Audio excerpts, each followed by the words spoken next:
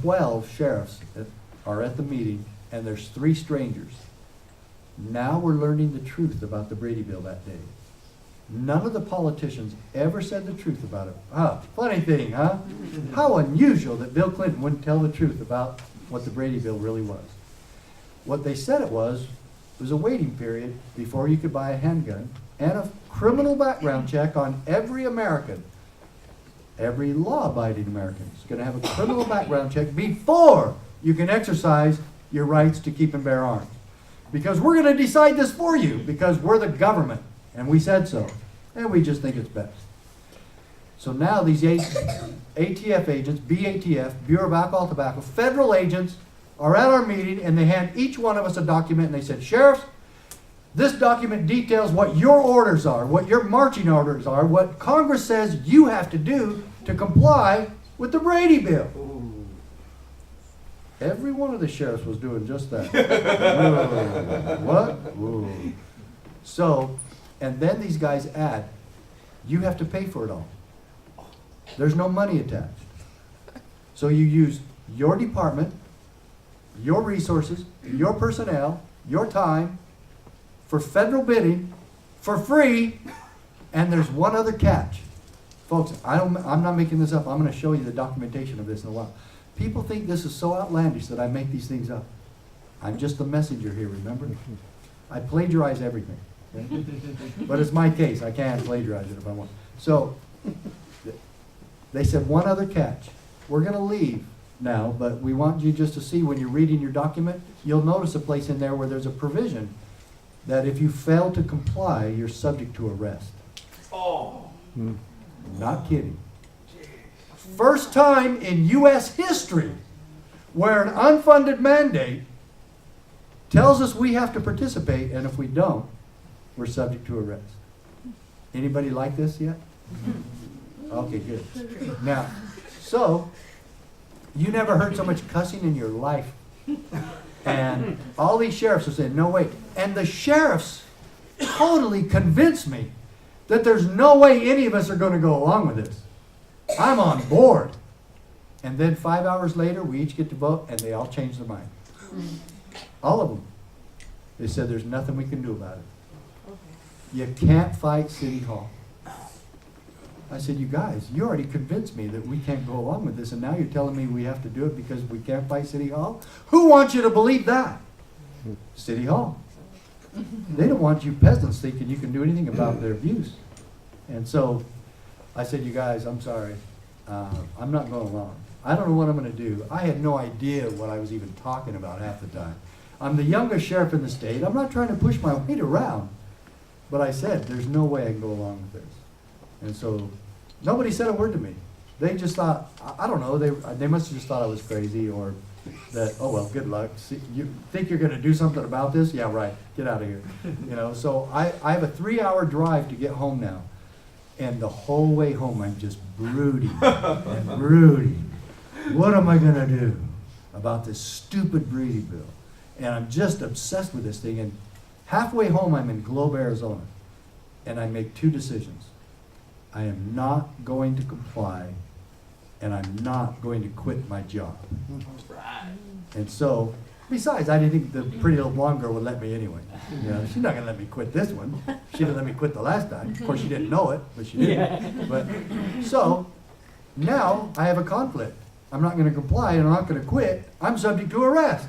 So I'm brooding and brooding all the way the rest of the way home. And I'm about 2 blocks from my house. And it's kind of late in the evening now. And it hits me. I'm going to sue my own government. Awesome. I'm going to sue. I'm going to sue the Clinton administration. This is the David versus Goliath. Our whole county is 35,000 people. 4th smallest county in Arizona. And I'm just going to, walk in. Well, I'm going to sue the Clinton administration. We're going to see, that's going to be great. You know, no problems there, huh? I didn't know anything about how that would even take place. And the scariest thing of it all, and yes, I was scared to death. And the scariest thing is, I got to go in the house and tell the pretty little blonde girl. I'm going to sue the federal government. Aren't you excited for me? You know? And so I walk in, and I haven't been home for a day and a half because of the meetings in Phoenix. She walks up, with her arms out to me like that, and I'm just so obsessed with it, I just blurted it out. I'm going to sue the federal government. They're going to squash me like a little pumpkin seed, and it's going to be against the Clinton administration. I'm sure they're going to get me and make me look stupid, and I hope you don't mind. And I don't know, it's something like that. And she's just looking at me like, don't I get a kiss? And so, yeah, and so I said, but I really am. I'm going to sue the Clinton administration, and it's going to cost us everything we own. It's going to cost us our home and career, job. Probably going to have to move. And I just look at her, and she goes, well, I'm sure I don't know what in the world you're talking about, but I understand you. And she said something about, maybe this is why you were supposed to be sheriff. And then I'm just kind of, what am I hearing here? And she added one thing. Besides, when we got this job, we weren't really looking for it, were we? We didn't really need a job. We can move on. I said, I'm going to take that as a yes. And she just shrugged and went about whatever she was doing that night. I think she was getting the kids ready for bed or whatever. And so that's when I want every one of you ladies to know she made the decision. If she had said anything that wives are supposed to say to their husbands when they do crazy things, like, are you nuts? The windmills are real, Don Quixote.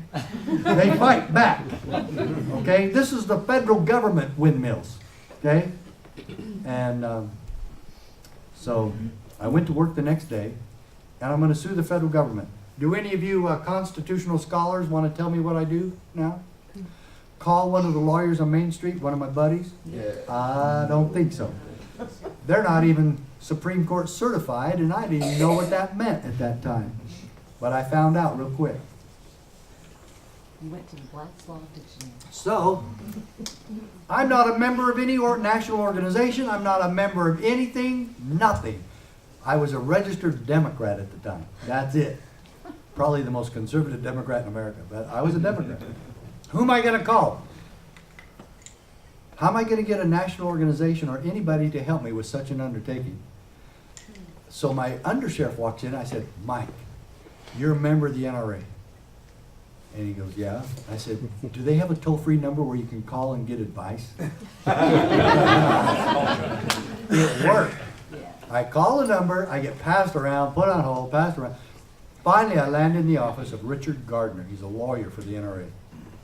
And I told him who I was and what I wanted to do, and he said, Sheriff, we've already been preparing the paperwork on this case, and we've been praying that you would call. And I said, that's what I said. I said, yes.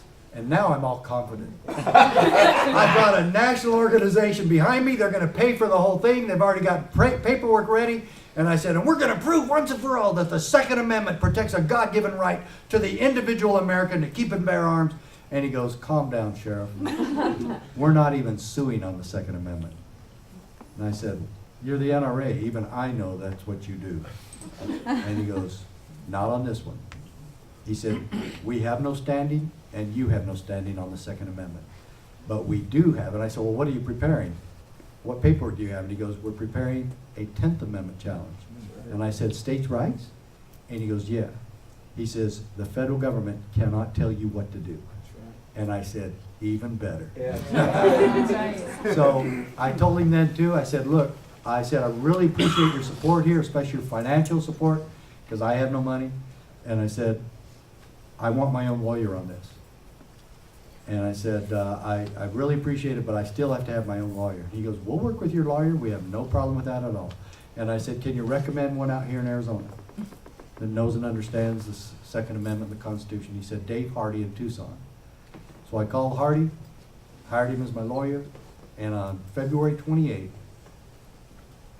1994, in Federal District Court in Tucson, my lawyer with the NRA lawyers filed Mack versus U.S. in the courtroom of Judge John Roll. Oh, yeah. Does that name sound a little familiar? Oh, yes. He was murdered on January 8th in that rampage in Tucson. He was the federal judge. This is the most principled, honorable judge, perhaps anywhere in America. And I'll tell you a little bit more about him as we go along. I brought 4 books last night. 2 of them sold out. One that he's in, and part of his decision is in, is my first book. It's called From My Cold Dead Fingers. I highly recommend it. It's a very solid book, and it really talks about the Second Amendment from the viewpoint of the Founding Fathers. But Judge Roll's decision's in there. And he said that Congress exceeded its authority under Article 1, Section 8 of the U.S. Constitution, thereby impermissibly encroaching upon the powers retained by the states pursuant to the 10th Amendment. He also gave us the 5th Amendment, which he was the only judge in this entire ordeal that ever heard this case that gave us the 5th Amendment, because it violated my rights to due process with that threat of arrest. And so, this was such a miracle, folks. And I never thought we would get this far. But we're actually in Judge Roll's courtroom, but 3 or 4 weeks later, I'm not the only one anymore. Sheriff Prince from Montana also files a similar action. He never spoke with me. He just did what he thought was right. He did the same thing. And then a sheriff in Texas did it. And then Louisiana, Mississippi, Vermont, Wyoming. 7 out of 3,100 filed this action. And this is one time the minority was definitely in the right. And that's what makes our constitutional republic so powerful, is that the power of the one. And that if one citizen is being abused, we all are, especially when it's from our own government. Maybe some of you know what that feels like. Yeah. I know some do. And so, every sheriff that filed this lawsuit won at the district court, except the one from Texas. And only one from Texas out of 254. But that is funny, because how do you lose a states' rights case in Texas? And about guns, no less. And so Coog lost, but then Prince and I are in the same circuit, and we got consolidated. Our case got consolidated to go to the 9th Circuit, which is in San Francisco, the most liberal overturned court in America. We lost, and so we got overturned. And at the same time, Sheriff Coog made a huge comeback in Texas with Sheriff Romero from Louisiana in the 5th Circuit in New Orleans. And they won big time. So now we have the appellate courts conflicting on the same issue. And my lawyer said that's going to guarantee us a trip to the Supreme Court. And indeed, December 4th, 1996, Sheriff Prince and I stood before the U.S. Supreme Court. And for this small town Arizona boy, it was pretty awesome. And when the first words out of their mouth were Sheriff Mack, I just about died.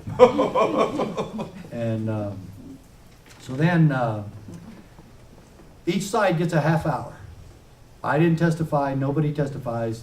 The lawyers get a half hour each. And I don't mean 30 minutes and 30 seconds. They get 30 minutes. And the Supreme Court's just throwing darts at them, just playing devil's advocate and shooting at them. And I said, we lost. But then the lawyer for the Justice Department got up, and they threw spears at this guy, and they burned him to a raw crisp. And I said, we're going to win this thing. And sure enough, on June 27, 1997, the Supreme Court ruled that the Brady Bill was unconstitutional, and that the federal government had no authority to tell the states or their officers, any officers, not just sheriffs, cannot tell anybody in your state to do anything. That's how far this went. And the books that you need to take home with you tonight talk about this case, but this is a synopsis of the case. This is the highlights of the case. And how I put in little 16 pages that fits right in your pocket, all the stuff that's in there, it's so amazing. It'll take you 10 minutes to read it. More importantly, it'll take somebody you've argued with 10 minutes to read it that believes the federal government is omnipotent. They are not. And you can see it here. Even before this, they weren't omnipotent. But they still think they can do anything. And they ignore this decision. And let me ask you right now, who enforces the 10th Amendment? Are you waiting for Barack Obama to select the Tenth Amendment czar?